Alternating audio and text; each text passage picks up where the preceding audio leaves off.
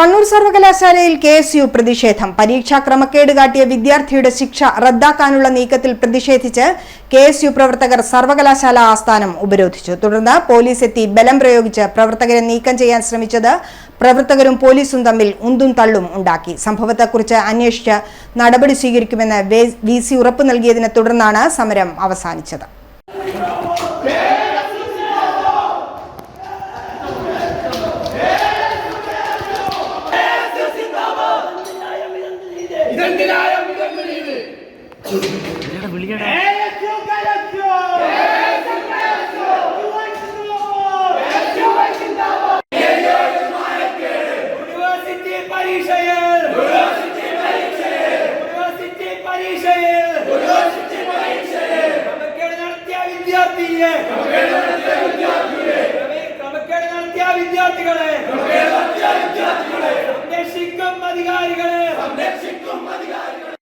SFI പ്രവർത്തകനായ വിദ്യാർത്ഥിക്ക് ശിക്ഷാ ഇളവ് നൽകാനുള്ള സിൻഡിക്കേറ്റ് ഉപസമിതിയുടെ ശുപാർശയ്ക്കെതിരെ പ്രതിഷേധവുമായി എത്തിയ KSU പ്രവർത്തകർ സർവകലാശാല ആസ്ഥാനം ഉപരോധിക്കുകയായിരുന്നു. തുടർന്ന് പോലീസ് എത്തി ബലം പ്രയോഗിച്ച് പ്രവർത്തകരെ നീക്കം ചെയ്യാൻ ശ്രമിച്ചത് പ്രവർത്തകരും പോലീസും തമ്മിൽ ഉന്തും തള്ളുമുണ്ടായി. വിദ്യാർത്ഥികളെ കസ്റ്റഡിയിലെടുത്ത് നീക്കം ചെയ്യാൻ ശ്രമിച്ചത് ബഹളത്തിനും ഇടയാക്കി.